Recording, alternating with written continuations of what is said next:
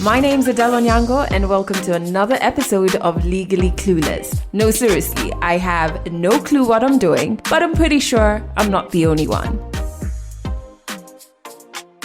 Hey you, welcome to episode 207 of Legally Clueless. Thank you for hanging out with this fam, or rather for being part of the fam. And if this is your first time ever listening to an episode, audio episodes like this go out every single Monday. And we have our video series and our tour series, which are pretty awesome. I'm biased, but I think they're awesome. Check them out on legallycluelessafrica.com. If you are an OG member of the family, I truly appreciate you. Thank you so much for rocking with this podcast. Now make sure that you join our community. You can sign up by going to legallycluelessafrica.com. And if you love your socials, you can find us in a corner of Instagram. We're at Legally Clueless Africa. All links to all of those places are in the show notes. Okay, so I'm super excited about this episode. One, my voice is back. Woohoo.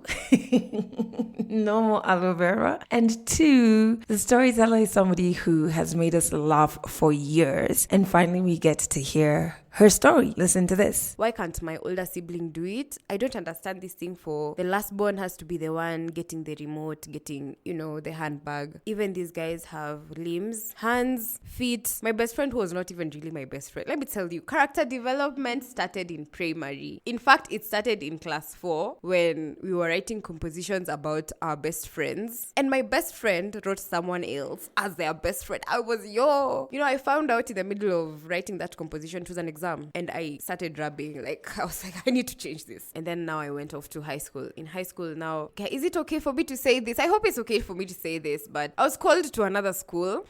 What they wanted, when you're going to high school, they tell you, bring, a hockey stick, a tennis, racket, whatever. They were telling me to bring a panga, a machete, yeah. So why? What are these co-curricular activities? They don't sound fun. That's Esther Kazungu. I'm pretty sure you've laughed at some of her skits on the African Parliament and our political spaces. But I'm also pretty sure you don't know her life story. So part 1 is coming up a little later in this episode. Okay, I'm singing, so that means I'm in a good mood. Oh, yes. I can't wait. The song of the week. I stumbled on the song at a speaking engagement I had last week. It was like a one-on-one interview in front of an audience, and when everything was done and people were networking, getting cocktails, etc., the DJ was playing some songs, and he played this one song that even while I think I was standing in a group of 4 people, I was just like, what is that awesomeness? Luckily, it was the last song the DJ played before he packed up, so it was easy for him to trace the song, and he was just it's a song called Tokea. It's by a Kenyan artist called Ethan Muziki featuring Brandy Minor. And he was like, I just found it on YouTube, even I've just stumbled on it. Imagine! And quickly put it onto my phone and my driving playlist. I listened to it the whole drive home. And I was just like, I have to share it with you. So go check out the song. For those of you who don't understand Kiswahili, first you'll just vibe with the song for sure. And then secondly, it's basically, I guess maybe also why I like the song is the meaning. I connect with it at this point. Just step out of the shadows, show the world what you have. What's the worst that can happen? That's the kind of vibe in the song, which I love. So I put a link to the song in the show notes. Check it out. I hope you dig it. All right. So a bit of a catch up. 1, the voice is back. Goodbye, aloe vera. It's still a bit raspy from afar, but I would rather this to whatever was happening last week. Oh my goodness. Second thing I want to share is our first group therapy session, which was this past Saturday, was a success. It was so powerful. We had a huge group of African women and one man whom we absolutely adore, and his sister brought him, which is just so awesome, It was just such a powerful experience and magical. Ooh, so magical, because while we were going through the breakdown of losses, first and foremost, my therapist Faith did such a great job where she took us through so many losses. I especially loved when she took us through how we lose our essential selves while in childhood. All of us were nodding. Yep. Yep, that is me. That is me you're talking about. And then afterwards, we broke apart for a bit. Some people chose to sit alone and just journal and write about the things that they had heard and how they related to it. Did they figure out certain losses they maybe experienced in the past and the feelings are coming out now? You know what I mean? And then we got back together and kind of shared. It was just so beautiful. I think we ended up staying for an hour more because people just made friends, kept talking about what they're going through with each other. And that's always so magical to go for like a group therapy session and then end up connecting with others and connecting with yourself.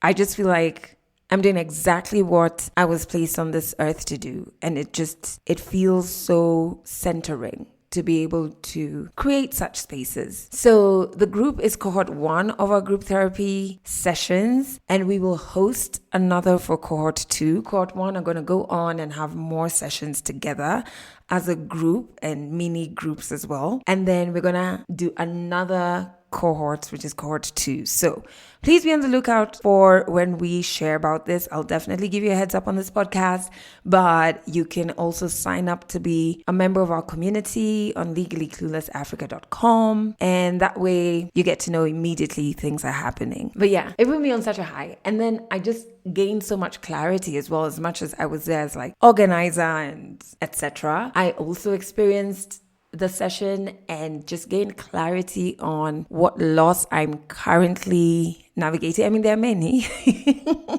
but then there's always one that jumps to the front of the queue. So the one at the front of the queue is the loss of the identity that I took on to survive. And I think that identity started forming in childhood, and I kind of just mastered it to the point that I thought that was who I am. And right now, going through all the loss work I'm doing, etc., I shed off that person. Well, it's been happening gradually for years, but now I can identify it. And so shed off that identity of who I had to become for survival. And then now who I am is so different from that person. But remember, because that person existed for years, she made friendships, she had a support system, she related with people in a certain way. And, it's kind of like a very lonely journey because, and I can't even blame others, they knew a version of me that doesn't exist anymore. And I can only understand their confusion and trying to correlate and but I can't explain myself. Yeah, and then even my ideas on friendships and the type of friendships I want have changed.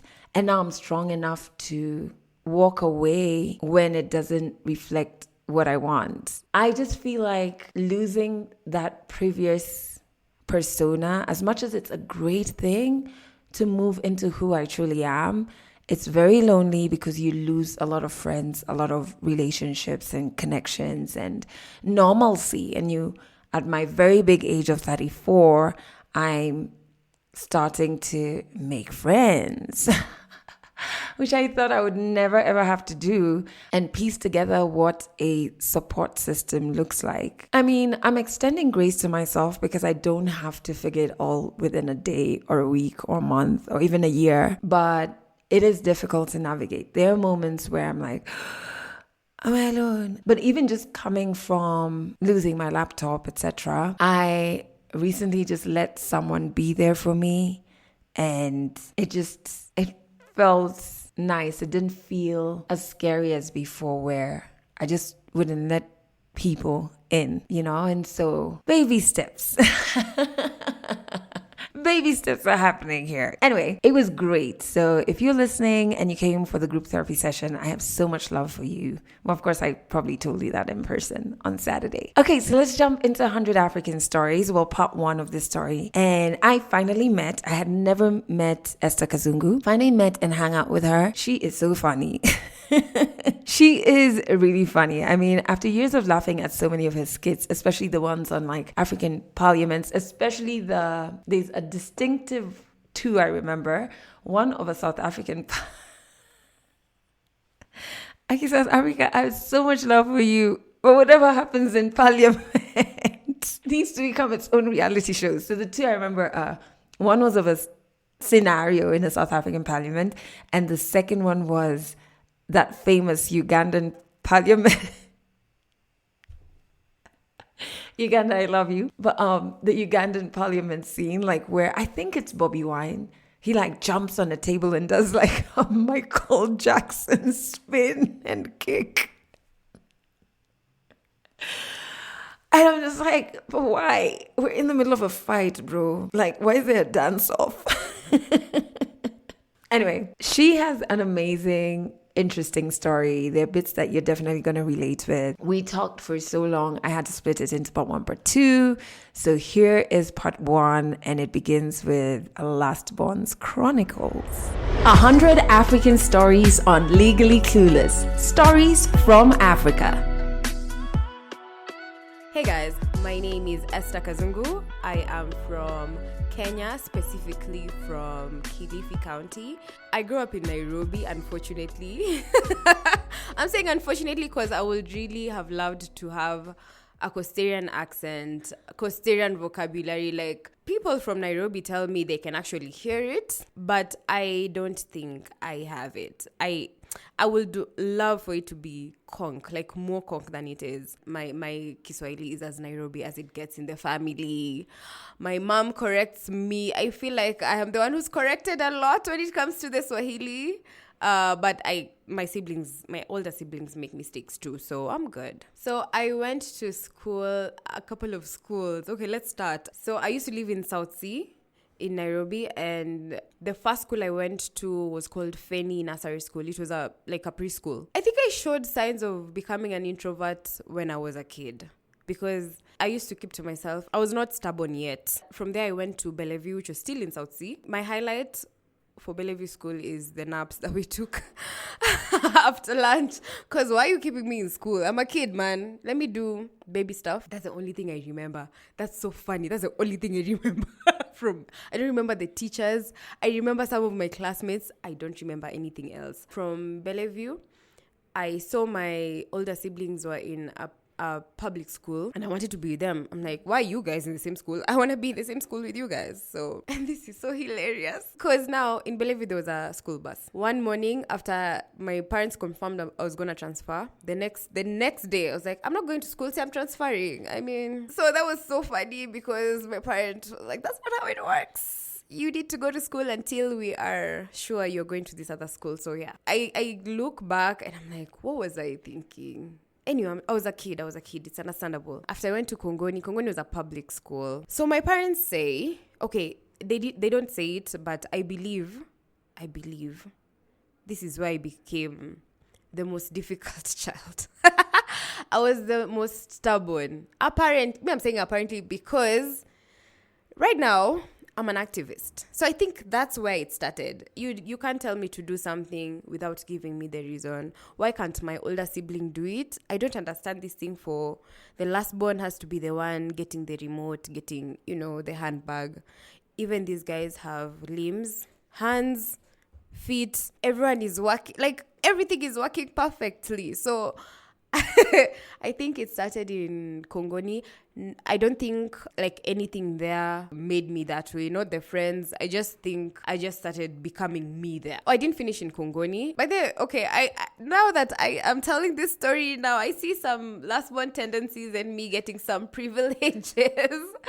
And yeah, some privileges my older siblings didn't get. For example, when I got to class 6, a friend of mine who was in Kongoni transferred to Nairobi Primary Patch. It was a cool, those cool private schools. I was like, Mom, I want to transfer. And I want to go to this school specifically because I was following my best friend. My best friend who was not even really my best friend. Let me tell you, character development started in primary. In fact, it started in class 4 when we were writing compositions about our best friends. And my best friend wrote someone else as their best friend. I was, I found out in the middle of writing that composition. It was an exam. And I started rubbing. Like, I was like, I need to change this. There is no way I'm giving you a privilege and you're not giving me the same privilege. That best friend, still that same best friend, transferred. I wanted to transfer as well. And I went to, now my parents knew, actually my brother, snitch, you're a snitch. Brian Washe, you're a snitch. My brother called Cap. He said, you are only transferring because of your friend. So you know what we're going to do? We're going to send you, yes, to a private school, but not Nairobi Primary. So that's how I ended up in St. Hannah's Preparatory. So we did class 6, class 7, peer pressure. Class 8, I said, I want to go to boarding. I wanted to go to boarding. Yeah, I want to go read. Lies. I just thought boarding looked cool because this is not boarding for everyone.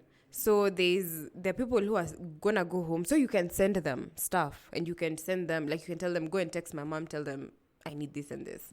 So I felt like that's something I wanted to experience. So my parents agreed, went to boarding school. But yeah, it was what it was. And then now I went off to high school. In high school now, okay, is it okay for me to say this? I hope it's okay for me to say this, but I was called to another school.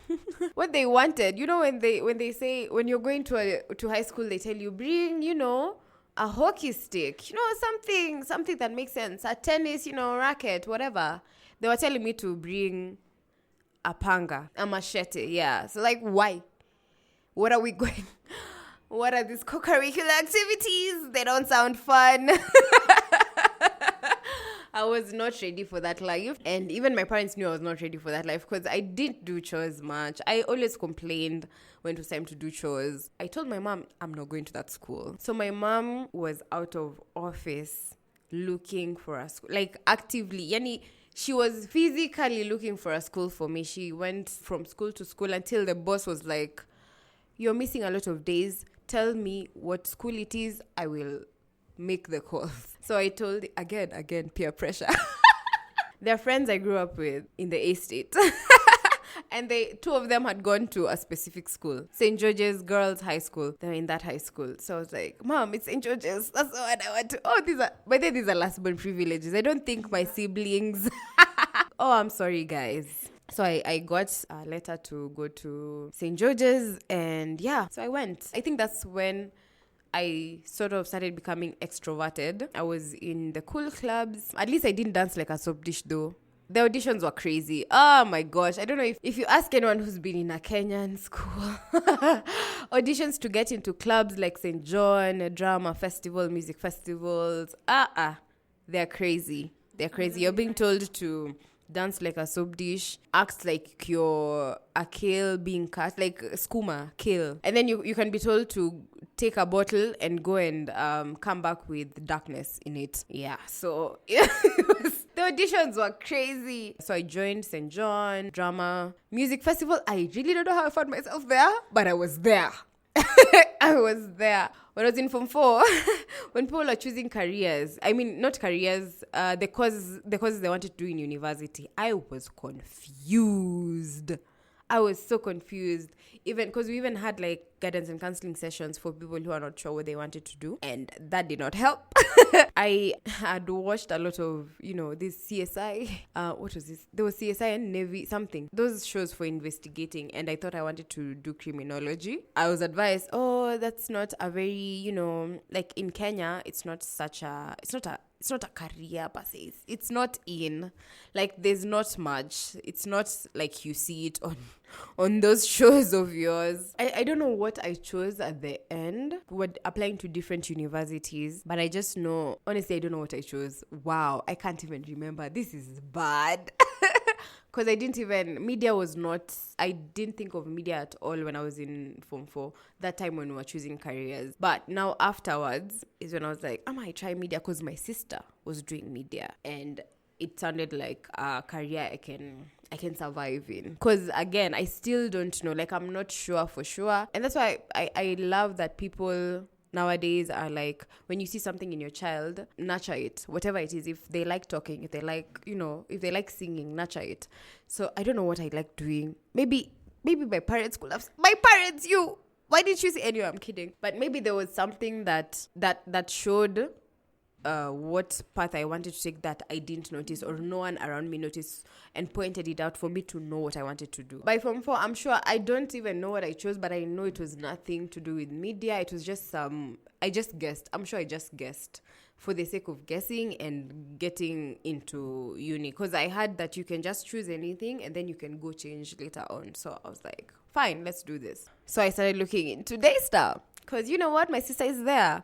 Plus, I wanted to be far away from home, because you know I've been here, so I just wanted to be away, and then I come over the weekend. So when I went to get like the admission papers and is it admission papers or registration papers? Yeah, those ones. When I get home, my mom tells me, we've gotten a letter from Moi University. Yay!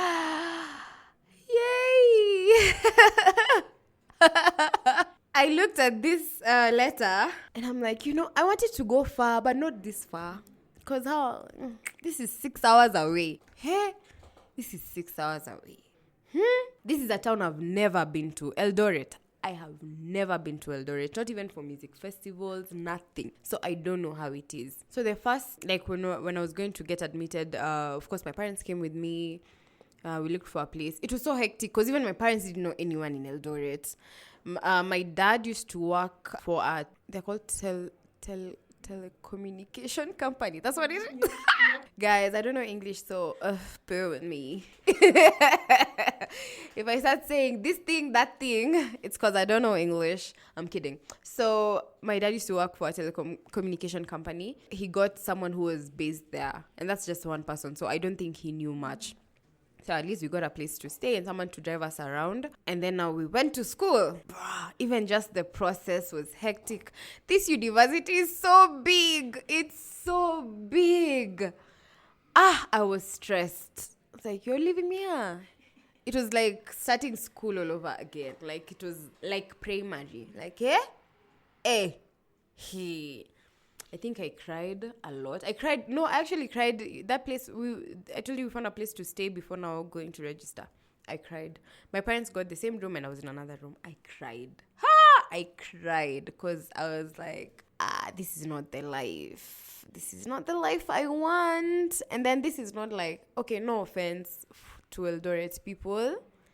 If it was Mombasa, I feel like we're cooler. I'm being biased. I'm so sorry.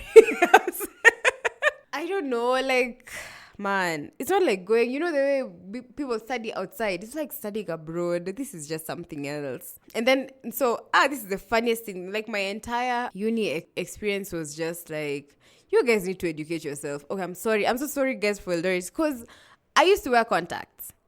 And they used to think now I'm not Kenyan because I'm wearing contacts. I'm like, bruh, guys, I'm just trying to see.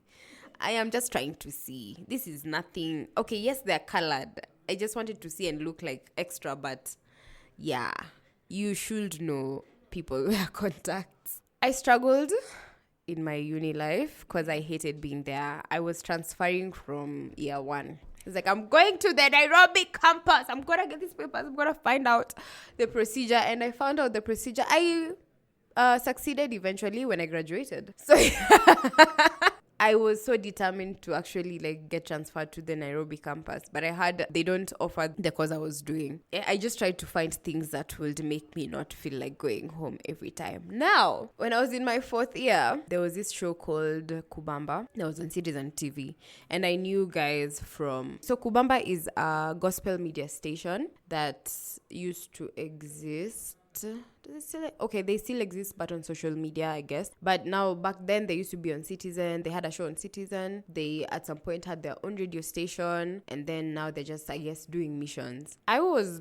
brought up in a Christian home. So I knew, at some point, I thought and knew my career was going to be in those, maybe gospel entertainment industry. So when I was in 4th year, those Timeless Noel, who was a host in Kubamba, they came to Eldoret. And this was those little joys that I had. I'd leave school. I'm like, you guys are going to be in Eldoret. I'm going to leave school because now the school is not in town. It's 30 minutes away from town. So I left school, called my friends, guys, let's go, have fun. That was my definition of fun. This is sad. Now that I'm talking about it, this is sad. That was the definition of of fun. Right now it's better because they didn't even have like pizza places, like Pizza Inn. They didn't have a movie place, so I had limited options of fun. Anyway, so one Sunday, Akina Timeless are in Eldoret. I went, and then this girl went back to Nairobi with them. This girl went back to Nairobi with them. Okay, now I need to backtrack because I remembered by this time I had already started acting on a show called Papa Shirandula. And after high school, I stayed like 1 year, I think 1.5 years before I joined university. So during that break, my sister used to be on the show, but she traveled abroad. The church we used to go to, there was a person who used to work, like she was in the crew for Papa Shirandula, and which is a show. It's a Kenyan show. It's a Kenyan local show, and she had given like my sister like a role. It's not like a permanent role. It was like a regular extra, because it's not even, extras. It's one time and then that's it. So this one was more of a regular extra because she used to recur once in a while, but she traveled. And my sister and I, we're not like twins, honestly. I don't know. People lie. People can lie because people confuse us. But so when she went abroad. Now they said, you know what? You come try. See if you can act. I went. It wasn't a regular like role. So I could, when I started school, it wasn't going to be an issue because anytime they needed me, they just tell me in advance and then I plan. So when Akina Timeless were coming for that Eldoret show, the person who was in charge of telling people, you're going to be on set on this day, told me, you're going to be on set on this day. But now, they had not confirmed. So, me being me, I was like, okay, they've not confirmed, but let's just go. Because now you've paid for my fare. I don't have to pay for fare. Let me just take this opportunity and go to Nairobi. So when they came, I was like, let me just go with you guys. My friend alighted at the junction. It's called Keses. So I alighted there and I was like, see ya. If there's a cut, you just do the thing. If there's classes to, you have to sign in, do the thing. So I went to Nairobi with Timeless, and then while we were there, he was telling me, I want you to come host a show with me. So by then they had already started the radio station, Kubamba radio station. So he hinted, and I was like, oh, for real? Are you serious? Because I'm gonna hold you to it. When I clear, I'm gonna come and ask you. I'm like, yeah, for sure, come. I'm alone on that show, and like I don't mind having a co-host, and you're like the perfect fit. Like, okay, cool. When I clear, I'll let you know. So eventually I cleared. The last year was when I was doing my attachment, an internship that was meant to be scored academically. And I went to Radio Africa. That's how I joined Radio Africa as an intern. And that's when I started my YouTube channel. And that's also when I won a phone.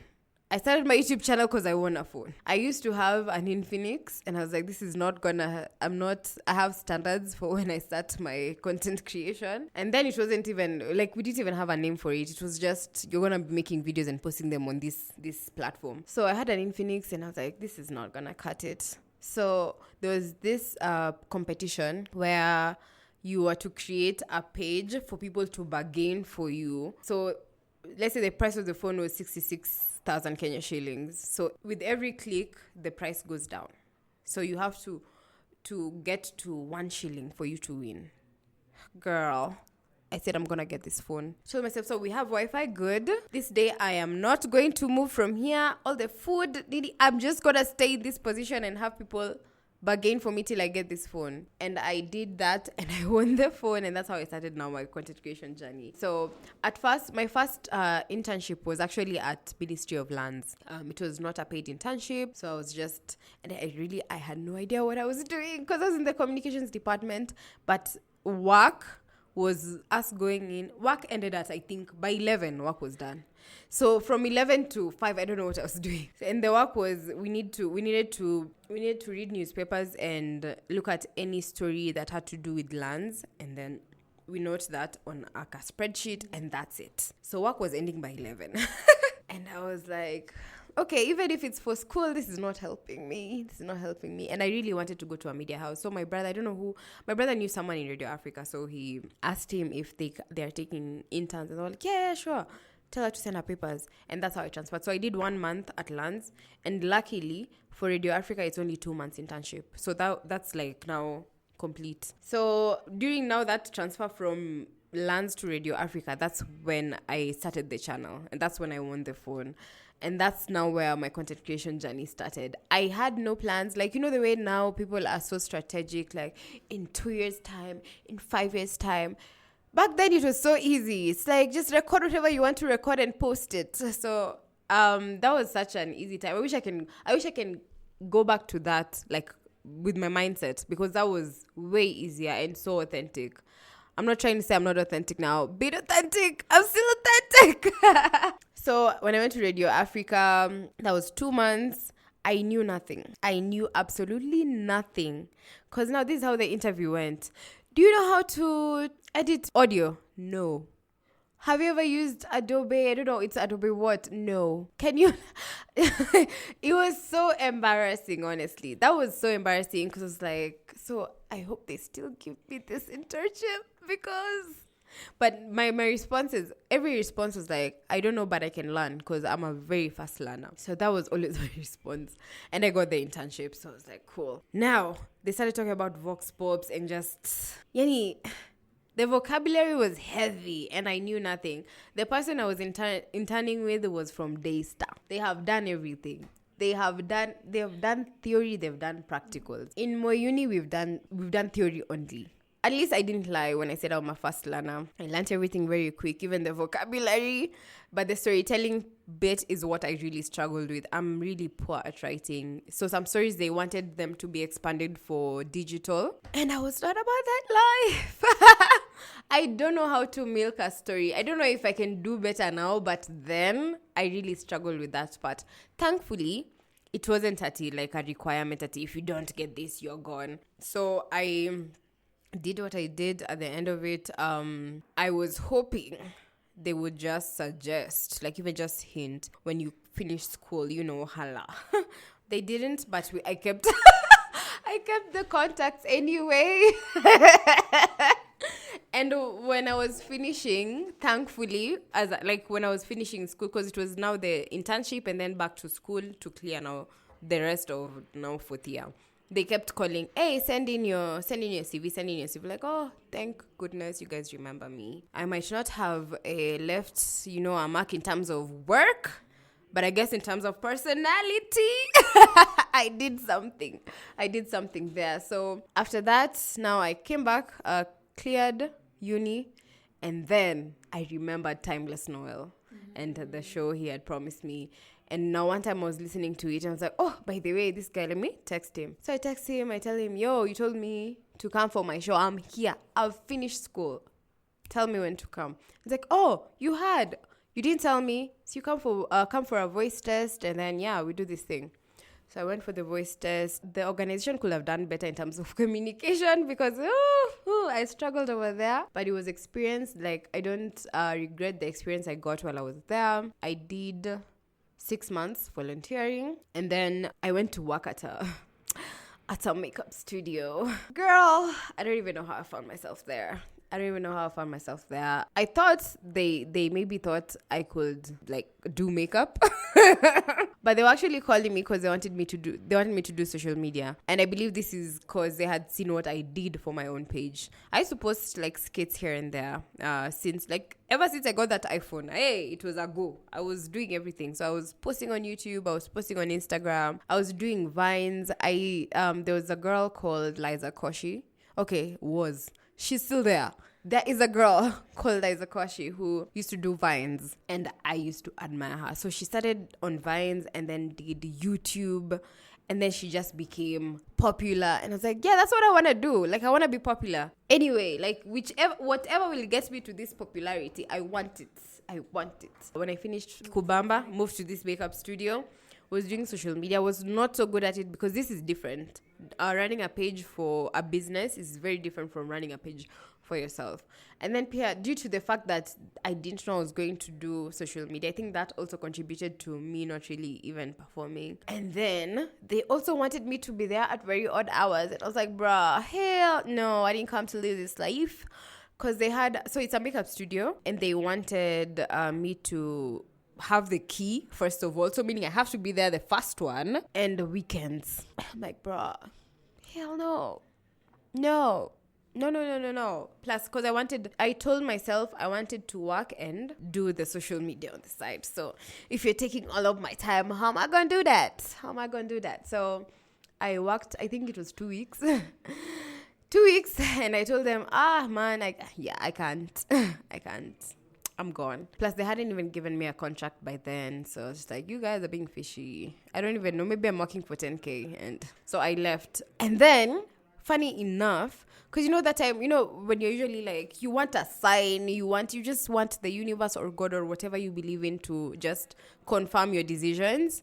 So the day I left, I think the following week, I got a call from Radio Africa. I had done like several interviews during the year, but I didn't even consider them because you're just like, I've been going for the interviews, like no one is talking. So they called me and they were like, hi, so we have a position open and we'd like you to come in. Are you okay with this salary? Blah, blah, blah. And I was like, oh, okay, cool. I'm gonna be there. And this was now the sign. Because I was like, if I quit and then I have nothing, because I asked my parents, like, do you guys think I should leave? They're like, but no, if you're getting the experience and there's nothing you're doing at home, you should just stay. Same thing for even Kupamba, because before I left, I was contemplating. They wanted to give me something else, but I was not comfortable with the terms, so I was just like, My parents were like, no, if you have nothing to do, and I'm like, the activist in me is like, nah. I deserve better. So I joined Radio Africa thinking, again, I'm going to be in media and I'm going to do my videos. Media is not a joke. Media houses are not a joke, especially if you are like BTS, because I was a video editor. I was editing videos for digital. So, the time was not there. I really tried, by the way. So I had built the name to some extent. Like, I had a slightly big following. Like, you could tell, like, this is not the kawaii. And then that time, 10K was the mark. 10K was the goal. Like, if you get to 10K, and I'd gotten to 10K. But now, my social media presence just started going down. And then my mental health took a dip. It took a dip because I was so stressed. This is not what I want to do forever. I'm waking up so early. I'm coming back home so late. I want to save money because I don't have money, but I can't cook.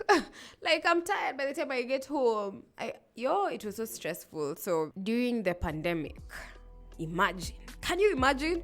During the pandemic, this girl decided to quit. When people are looking for jobs, I decided, enough is enough.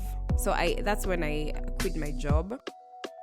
Catch more African stories in the next episode of Legally Clueless. That was part 1 of Esther Kazungu's story. Part 2 will be out next week. Honestly, quitting your job in a pandemic, I can only imagine how hectic that must have felt. Because when I was quitting my job, and that was 2019, when we did not know anything like pandemic and COVID, it was already stressful enough. So I can only imagine like doing it in the middle of all of that, how that must have been so heavy on your wellness, and your mental. But I always believe when it's time to move to the next. You always know, you feel it, and the universe will make you so uncomfortable in that job. And there are people who are blessed enough to be able to line up their next job or their next move before they leave one. I was not one of those people, and clearly Esther as well. I just think sometimes the space you're in is too toxic or too noisy for you to even plan out your next move while inside there. So you kind of just have to jump and trust that on the other side there'll be clarity to figure out what is the next step. And that kind of happened for Esther. Let me not give away too much, but it definitely did. I think you're going to really enjoy part 2 of her story. It'll be out next week. But if you're listening to this and you want to share your story on Legally Clueless, we are going into our March recording sessions. We have about 4 slots open. So if you want to be one of the people that we record, make sure you check out the show notes, fill out the storyteller form, and we will get back to you. And you don't have to be in Nairobi, wherever you are in the world, on the continent, off the continent. We are able to perhaps come to you or record you virtually. Do remember that this podcast plays on Trace FM here in Kenya. So head over to traceradio.co.ke for a list of the frequencies. Did I just say list? List of the frequencies. And of course, you can stream Trace there.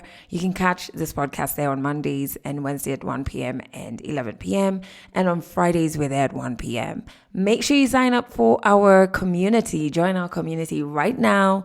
Head over to legallycluelessafrica.com, fill out the form on our homepage, and you are in. You better get in now before the March letter goes out, so you don't want to miss out on that one. Until next time, if you are going through the flu, the dust-induced flu, because why is Kenya just so dusty? I've decided it's the whole of Kenya. Keep your aloe vera close. That literally has saved me. And then honestly, just going into the new week or whenever it is you're listening to this, always be graceful with yourself. You are maneuvering a lot and you're doing your very best. It may not be obvious that you're doing your very best in the moment sometimes, but you are. You're taking baby steps, right? So extend grace to yourself. Let's just keep practicing that, I think. That's it for this episode of Legally Clueless. You can share this podcast with your friends. You can keep it for yourself. I'm not judging. Just make sure you're here next week for the next episode.